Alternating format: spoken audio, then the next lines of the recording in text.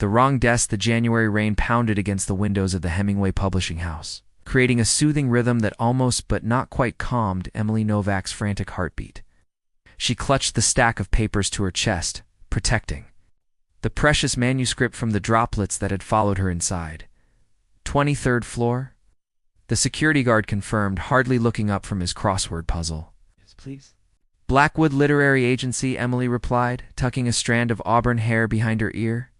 Her worn leather messenger bag hung heavily on her shoulder, filled with red pens, sticky notes, and dreams that weighed more than paper had any right to. At 28, Emily had spent the last 5 years scraping by as a freelance editor, catching typos and plot holes for indie authors who couldn't afford the big agencies. This manuscript, her first referral to a legitimate literary agency, could be her ticket to stability. All she had to do was deliver the edited version to Olivia Blackwood. Before noon, the elevator announced the 23rd floor with a cheerful ding that mocked Emily's anxiety. The hallway stretched before her, all polished wood and frosted glass doors emblazoned with prestigious literary names. She checked her watch, 11:52 a.m., and quickened her pace. Suite 2304, Suite 2304, she muttered, scanning the numbers. The corner office door stood slightly ajar, and Emily knocked gently before pushing it open. Ms. Blackwood? I have the Thornfield manuscript you. Emily's words died in her throat as she realized the office wasn't empty. But it certainly wasn't. Occupied by Olivia Blackwood, a tall man with dark, slightly disheveled hair stood by the window, phone pressed to his ear.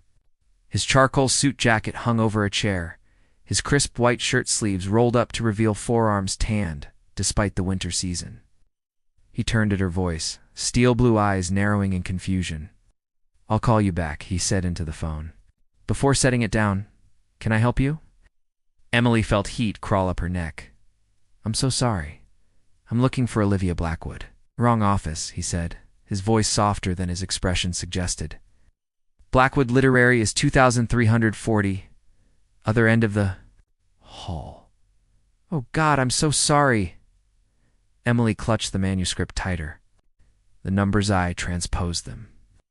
I'll just wait, he said, stepping forward. That's the Thornfield manuscript. Emily paused, surprised. Yes.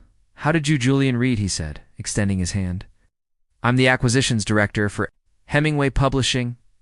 Emily nearly dropped the papers. Hemingway was one of the largest publishing houses in the country. She'd just barged into an executive's office.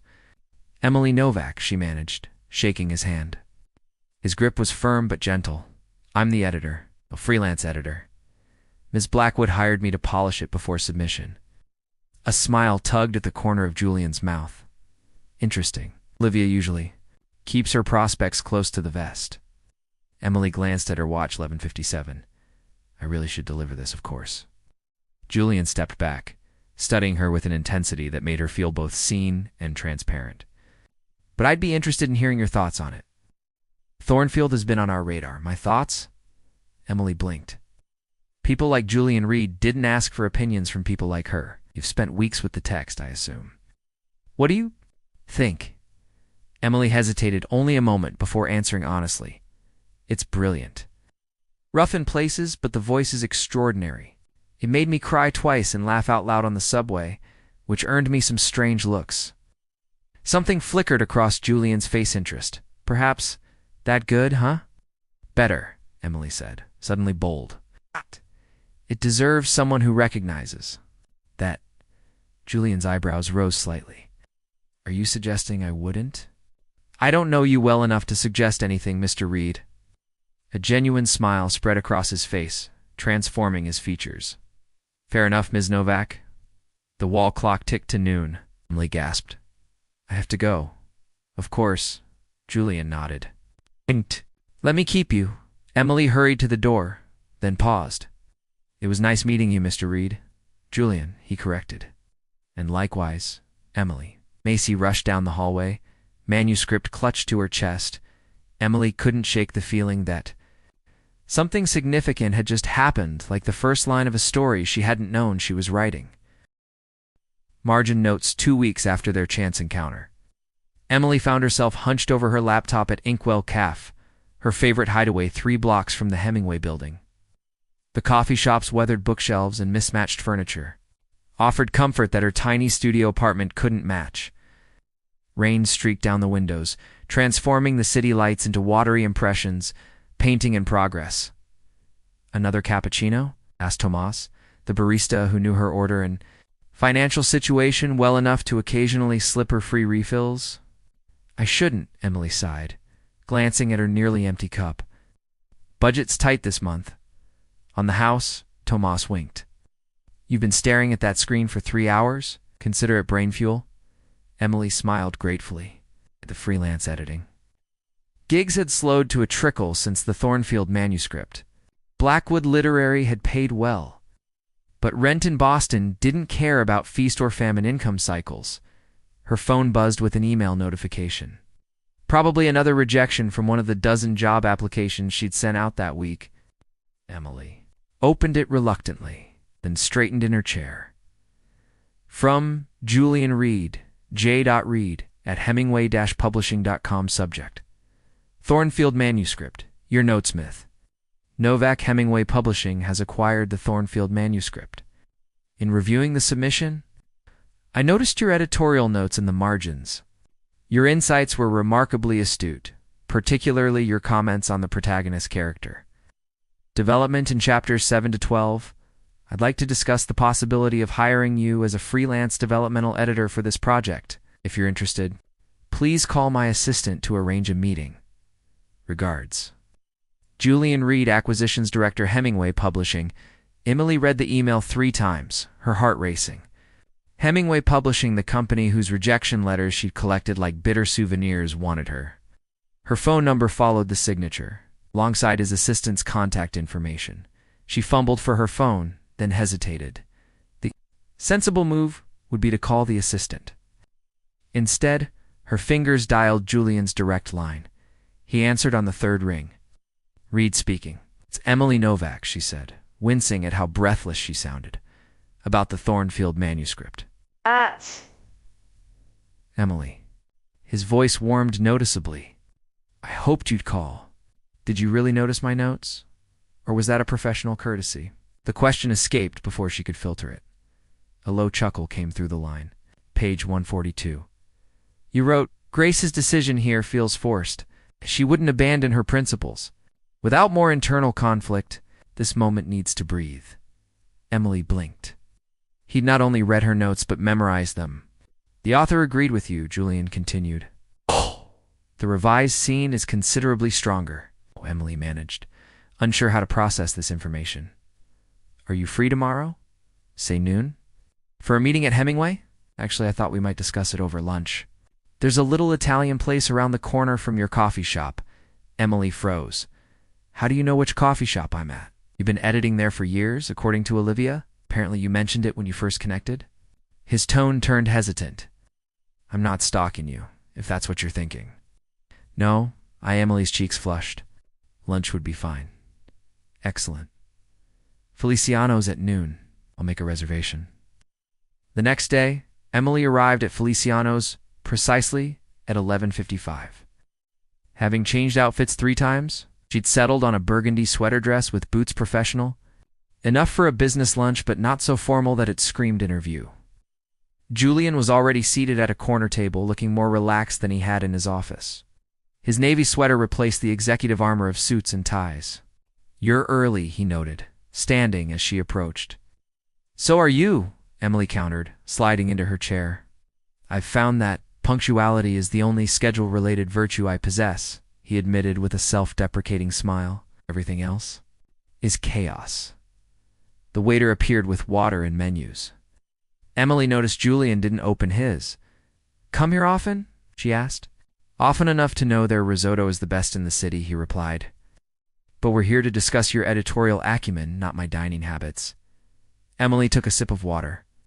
"Am I really interviewing for a job, or is there another reason you've memorized my margin notes?" Julian's eyes widened slightly. Then he laughed, a genuine sound that transformed his face. "Direct. I appreciate that." He leaned forward. "Both, if I'm being honest. Hemingway needs developmental editors with your instincts, but I could have. Had HR contact you? Why didn't you? Julian considered her question, tapping his finger against the table. Your notes weren't just technically sound. They showed compassion for the characters, as if they were real to you. That's rare. They are real, while I'm reading, Emily admitted. Exactly, Julian's eyes lit up. Most editors at Hemingway approach manuscripts like puzzles to solve. You approach them like relationships to nurture. Emily felt seen in a way that was both thrilling and terrifying. And that's valuable to Hemingway Publishing? It's valuable to me, Julian said softly, then cleared his throat. To the department. We've lost touch with why we published books in the first place. The waiter returned. Julian ordered the risotto for both of them after a questioning glance that Emily answered with a nod. So Emily ventured after the waiter left. Is this a job? Offer or ... It's an invitation, Julian replied. Work with me on Thornfield. If we're compatible professionally, we can discuss a more permanent arrangement. Compatible? Emily repeated, testing the word. Julian's expression remained professional, but something in his eyes hinted at deeper currents. I've been in publishing for 15 years. Finding someone who sees stories the way you do is ... uncommon. I could say the same about finding an acquisitions director who memorizes margin notes. A smile played at Julian's lips. Then we have a deal? Emily extended her hand across the table. We have a beginning. Julian's fingers closed around hers, warm and certain. Neither of them mentioned that the handshake lasted a moment longer than necessary, or that something more than a manuscript had been exchanged between them. Between the lines, February in Boston announced itself with a blizzard of historic proportions. The weatherman's voice on Emily's radio promised 2 feet of snow by morning as she packed up her notes at Hemingway Publishing. For 3 weeks, she'd been coming to the office 3 days a week, working closely with Julian on the Thornfield manuscript. You should leave now if you want any chance of getting home tonight, Julian said from her office doorway. The temporary workspace they'd given her was small, but had a window a luxury she didn't take for granted. Emily glanced up from her laptop. Just finishing these revision notes for Chapter 15. 5 more minutes. Julian leaned against the doorframe, arms crossed. 39, he carried himself with the quiet confidence of someone who had earned his position rather than inherited it. Today, his customary button-down had given way to a charcoal sweater that softened his executive appearance. The tea will stop running soon, he warned. Governor's already declared a state of emergency. Emily looked out the window. The snow was falling in thick, hypnotic sheets, already transforming the city into something otherworldly. I hadn't realized. It was getting so bad most of the staff left hours ago. She checked her watch. 7:15 p.m. Lost track of time, I guess. This section where Eliza confronts her father. I keep thinking we're missing something. Julian's expression softened. Always the advocate for the characters. Someone has to be. Emily smiled, saving her file and shutting down her computer. All right, I'm heading out. They walked to the elevator together, their footsteps echoing in the empty corridor. The usual bustle of Hemingway Publishing had been replaced by an almost reverent quiet, as if the building itself were preparing for hibernation. Where do you live? Julian asked as they descended. Somerville, Davis Square. He frowned. At least 3 transfers on the T, assuming it's still running. I'll manage, Emily said, though uncertainty crept into her voice as the elevator doors opened to reveal the lobby windows completely obscured by Snow. Martin, the night security guard, looked up from his desk. You folks might be the last ones. Out. It's bad out there. They've suspended all tea service as of 20 minutes ago. Emily's stomach dropped. All service already? Governor's orders, Martin nodded grimly. I'm stuck here till morning myself. They can't get my replacement in. Julian turned to Emily, concern evident in his eyes. Do you have someone who could pick you up? She shook her head. My friends all take public transit too. I could try to find a hotel room nearby. ... In a blizzard emergency, they'll be booked solid with stranded commuters, Julian said. He hesitated, then added, I live in Back Bay, only a few blocks from here. You're welcome to use my guest room tonight. Emily blinked, surprised by the offer. I couldn't impose. It's not an imposition, he interrupted gently. It's practical, and considerably better than sleeping at your desk. Martin nodded in agreement. He's right, miss. It's looking like a record breaker out there. Emily weighed her options, which were admittedly limited. All right, thank you. The walk to Julian's brownstone should have taken 15 minutes. In the blizzard, it took 45 each step, a negotiation with the wind and snow. By the time Julian unlocked his front door, Emily couldn't feel her toes despite her winter. Boots, come in, Julian said, ushering her inside. Let's get you warmed up. Emily stepped into a foyer that opened to a living room with floor-to-ceiling bookshelves, a fireplace, and windows that would have offered a view of Commonwealth Avenue had they not been frosted with snow. The space felt lived in, yet orderly much, like Julian himself. It's beautiful, she said, unwinding her scarf. It's home, Julian replied simply, taking her coat. The guest room is upstairs, first door on the right. Bathrooms adjacent. Make yourself comfortable while I get the fire started. Emily climbed the stairs, hyper-aware that she was entering Julian's private world, a space far removed from manuscript discussions and professional boundaries. The guest room was tastefully appointed with a queen bed, reading lamp, and more. Bookshelves. She noticed the books were organized not by author or genre, but by what appeared to be personal ratings. Some spines bore small gold stars. After washing up and borrowing a pair of thick socks she found in the guest room dresser, Emily made her way back downstairs. Julian had changed into jeans and a Harvard sweatshirt that looked soft from years of wear. The transformation from publishing executive to casual homeowner was striking. Better? He asked, looking up from where he knelt by the now crackling fire.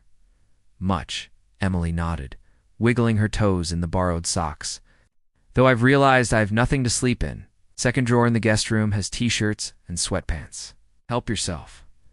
Julian stood, brushing his hands on his jeans. Are you hungry? I was about to make pasta. Starving, Emily admitted. In the kitchen, all gleaming stainless steel and dark granite. Julian moved with surprising ease for a man Emily had only ever seen behind a desk or conference table. Wine, he offered, opening a cabinet to reveal an impressive collection.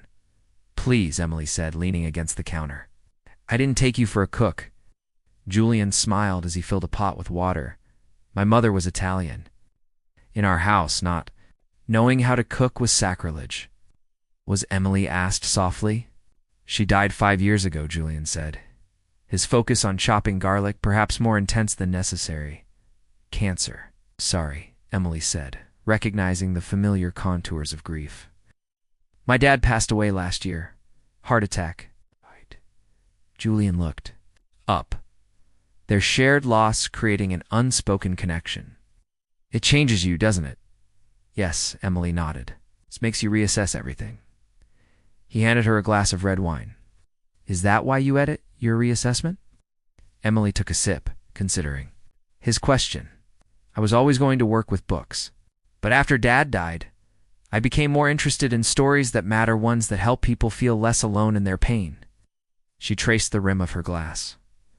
What about you? Why publishing? Julian was quiet for a moment, adding pasta to the now boiling water. I started in law, actually. Corporate. Made good money, hated every minute. What changed? I took a pro bono case for a small publishing house being muscled out by a larger one. He stirred the pasta thoughtfully, spent weeks learning everything about the industry. When the case was over, I realized I'd found something I actually cared about. So you jumped ship? Took a 70% pay cut and started at the bottom, Julian confirmed. Best decision I ever made. They ate at the kitchen island, the howling wind outside, making the warmth between them feel all the more precious. One bottle of wine became two as they debated books, authors, and the future of publishing. Emily discovered that beneath Julian's reserved exterior lay a passionate advocate for literature who feared the industry was losing its soul to market trends. That's why your note struck me, Julian admitted, their empty plates long since pushed aside. You care about the story, not just whether it will sell. Isn't that your job, to care about sales? Emily asked. Julian's expression turned wistful. It's become too much of my job. I used to fight harder for the unusual manuscripts, the ones that might not be blockbusters but had something important to say what happened. Promotions, responsibility, cautious corporate overlords. He refilled their glasses. You start making compromises. Then one day you realize you've become exactly what you once resisted. Emily studied him in the soft light. Is that why you fought for Thornfield? It's hardly a conventional narrative. Partly, Julian admitted. And partly because of your margin notes. My notes. They reminded me why I got into this business. He met her eyes. To find voices worth amplifying. Something shifted between them. Boundary blurring. Emily felt herself leaning slightly forward, drawn by the vulnerability in his expression. The lights flickered once, twice, then plunged them into darkness. Perfect timing, Julian murmured, his voice closer than she expected in the sudden dark. Power outage, Emily asked, her heart racing from more than just the surprise. Happens in these old buildings during storms, Julian replied. The scratch of a match broke the darkness as he lit a candle on the counter. His face appeared in the warm glow, shadows dancing across his features. At least we have the fireplace. They migrated to the living room, where the fire provided both light and heat. Julian added another log while Emily curled up on the sofa, pulling an afghan over her legs. "Oh, thank you," she said when he settled beside her for giving me shelter. From the storm, in the firelight, Julian's eyes held hers. I think perhaps we've been sheltering each other. Outside, the blizzard raged on, but inside, something else entirely was Bruinge's story. Neither of them had planned to write, unfolding. One candlelit confession at a time. The unwritten chapter march arrived with melting snow and budding possibilities. Emily settled into a rhythm at Hemingway Publishing, her temporary contract extended through summer. The Thornfield manuscript had evolved under their combined care, transformed from promising to exceptional. What hadn't been discussed was the night of the blizzard. How they'd fallen asleep talking by the fire. How Emily had woken with her head on Julian's shoulder. How carefully they'd navigated the morning. After retreating to the safety of professional courtesy, the authors thrilled with the revisions. Danielle, Julian's assistant, reported, dropping a folder on Emily's desk, said it's better than she imagined. That's the goal, Emily smiled, opening the folder to find a lunch invitation from Winthrop. Literary agency, one of the most prestigious in the city. Oh, and Julian wants to see you when you have a moment, Danielle added before disappearing back into the hallway. Emily stared at the invitation. She hadn't applied to Winthrop. Their editors typically came from Ivy League schools and had connections Emily could only dream about. Yet here was an invitation to discuss mutual opportunities with their senior partner. 20 minutes later, she knocked on Julian's office door. "Come in," he called, his voice warm through the wood. Julian stood by the window, phone pressed to his ear. "We'll discuss the terms tomorrow, Richard." "Yes, I understand the timeline." He glanced up, his expression brightening when he saw Emily. "I need to go. We'll continue this later." He ended the call and gestured to the chair across from his desk. "How's the final polish coming along?" "Nearly done," Emily said, settling into the chair. "The authors incorporated almost all our suggestions." "Our suggestions," Julian repeated with a half smile. "Most acquisition directors don't get their hands dirty with line edits." "Most acquisition directors don't have your eye for narrative," Emily countered. Over the past weeks, she'd grown comfortable with their professional banter, careful dance that never quite acknowledged the undercurrent between them. Julian sat on the edge of his desk rather than behind it, a subtle erasure of the hierarchy between them. "I received an interesting call this morning from Patricia Winthrop." Emily tensed. "About you?" Julian's eyes held hers. "Wanted to know if you were as talented as your editorial work suggests. And what did you tell her?" "The truth." He leaned forward slightly. "That you're the finest developmental editor I've worked with in 15 years. Emily's chest tightened. "You recommended me to Winthrop." It wasn't a question, but Julian nodded anyway. "They're looking for a senior editor with fresh perspective. The position includes health care, retirement benefits, and a salary that would dwarf what we're paying you as a contractor." "You're helping me leave Hemingway?" Emily asked, confusion evident in her voice. Something flickered across Julian's face. Her cracked. Perhaps I'm helping you secure the position you deserve. But we work well together. The Thornfield project will be finished in 2 weeks, Julian interrupted gently. And while I could find more projects for you, Hemingway can't offer you what Winthrop can. Not yet, anyway. Emily studied him, trying to understand. This feels like you're pushing me away. Julian stood, moving to the window. The opposite, actually. He turned to face her, his expression more open than she'd ever seen it. I'm trying. To do the right thing? The right thing, Emily repeated, a cold realization dawning. Because if I stayed, there would be complications, Julian finished quietly. Office relationships between executives and contractors raise ethical questions I'm not prepared to answer. The unspoken hung between them. He cared too much to let his position compromise her career. I see, Emily said, though her heart raced, with conflicting emotions. And you made this decision without consulting me. Julian had the grace to look uncomfortable. I made an introduction. The decision is entirely yours. Emily stood, smoothing her skirt with trembling hands. When is the interview? Friday at noon. Patricia is expecting you. Then I should prepare. Emily turned to leave, then paused at the door. For what it's worth, Julian, I would have appreciated being part of this conversation before you started making calls about my future. She left before he could respond, the folder from Winthrop clutched in her hand, like both gift and punishment. The interview at Winthrop went brilliantly. Patricia, formidable woman in her 60s with a silver bob and piercing intelligence, spoke of Emily's work on Thornfield as if it were already legendary. Julian Reed isn't known for effusive praise, Patricia noted, sipping her tea. Oh. They sat in her corner office overlooking the Boston Public Garden when he called to recommend you. I nearly checked if hell had frozen over. Emily managed to smile. We worked well together. Patricia's eyes narrowed slightly. Just worked. Professional relationship, Emily clarified, though the words felt hollow. Pity, Patricia murmured. The man could use someone to thaw that reserve. She straightened. All business again. We'd like to offer you the position, Emily. Senior editor, Literary Fiction Division. The salary she named made Emily's eyes widen. Plus benefits, of course, Patricia continued. An assigning bonus to ease the transition. We'd like you to start in 2 weeks. 2 weeks, Emily echoed. Just enough time to finish Thornfield. That a problem? No, Emily said quickly. It's perfect timing. Back at Hemingway, Emily threw herself into finalizing Thornfield, working late to avoid running into Julian. When they did cross paths, her interactions were cordial, but distant, a carefully maintained professionalism that felt like a wall between them. A week before her departure, Emily received a package from the author of Thornfield in advance. Copy of the book with a heartfelt inscription thanking her for seeing the heart of the story when others saw only words. She traced the embossed cover, remembering Julian's words from months ago. Your notes weren't just technically sound. They showed compassion for the characters. That night, Emily stayed late again.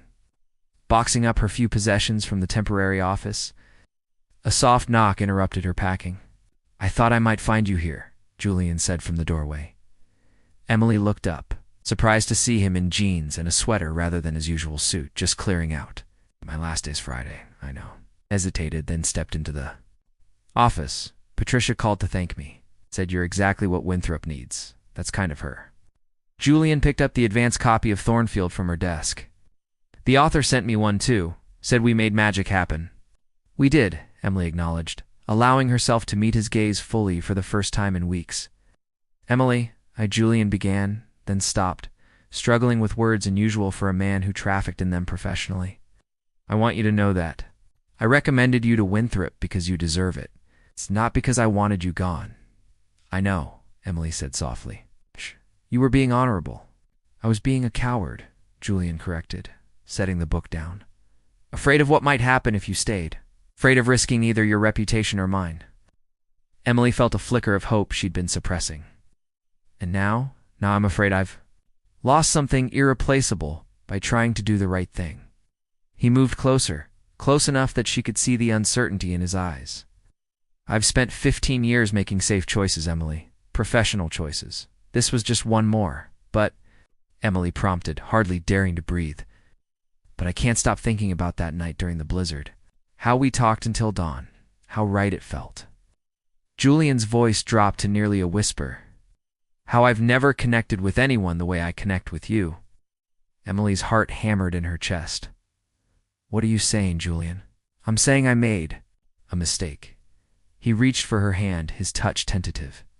I'm saying that sometimes the story doesn't follow the outline we've planned. Emily looked down at their joined hands, then back up at his face. Winthrop is a remarkable opportunity, Diz, Julian agreed, his thumb tracing circles on her palm. And you should take it, but... A smile tugged at his lips. But maybe we could see what happens outside these walls. No professional complications, just ... us. Emily felt years of caution warring with the unmistakable pull between them. You mean dating? Like normal people? Believe that's what they call it, Julian said, his smile growing. Though I'm a bit out of practice. Me too, Emily admitted, allowing herself to step closer. We'd be starting a completely different story. Julian's free hand came up to brush a strand of hair from her face. Every good story has unexpected turns, doesn't it? The best ones do, Emily agreed. And when Julian lowered his head to kiss her, it felt like turning to the first page of a book she'd been waiting her whole life to read. Final edit. The autumn leaves danced along Commonwealth Avenue as Emily hurried toward Hemingway Publishing, clutching a manuscript to her chestnut, unlike she had done nearly a year ago. This time, however, she wasn't a nervous freelancer, but the rising star of Winthrop Literary's editorial department, with 3 successful book launches under her belt. She nodded to Martin at security, who waved her through with a knowing smile. He's waiting for you, he called after her. The elevator ride to the executive floor gave Emily a moment to catch her breath. The 6 months of dating Julian had taught her many things, that he took his coffee black on work days, but allowed himself cream on Sundays, that he hummed classical music when deep in thought, that beneath his professional reserve lay a man of profound feeling and surprising vulnerability. Julian stood when she entered his office, his face lighting up in a way that still made her heart skip. Right on time. Always, Emily smiled, setting the manuscript on his desk. The final revision. Patricia approved it this morning. Their manuscript had been Julian's idea. Collaboration between Hemingway and Winthrop. Novel about 2 literary professionals finding each other across the divide of corporate publishing. Part romance, part industry critique, it had become their shared passion project over the past months. Nervous? Julian asked, coming around the desk to stand before her. Terrified, Emily admitted. What if the world hates it? Then we'll have failed spectacularly together. Julian shrugged, taking her hands in his. But I don't think we will. Emily leaned into him, breathing in the familiar scent of his cologne. I never imagined when I delivered that manuscript to the wrong office that we'd end up here. I did, Julian murmured against her hair. Not immediately, but that day at lunch, when you challenged me about my intentions, I knew then you were going to change my story. Emily looked up at him. For the better, I hope? The best editorial decision of my life, Julian said, his voice suddenly serious. He reached into his pocket and withdrew a small velvet box, which is why I'm hoping you'll consider another collaboration. A more permanent one. Emily's breath caught as Julian opened the box to reveal a vintage emerald ring. It was my grandmother's, he explained, his voice uncharacteristically nervous. I thought, well, it reminded me of your eyes. Julian, Emily whispered, her vision blurring with tears. He sank to one knee, still holding her hand. Emily Novak, you walked into the wrong office and somehow found exactly where you belonged. Will you marry me? Lee pulled him to his feet, cupping his face in her hands. Yes, she said simply. The ending needed no further editing. As Julian slipped the ring onto her finger, Emily thought about margins and notes, wrong turns and right ones, and how the best stories were never the ones you planned, but the ones you discovered, word by word, heart by heart, finding your way home between the lines.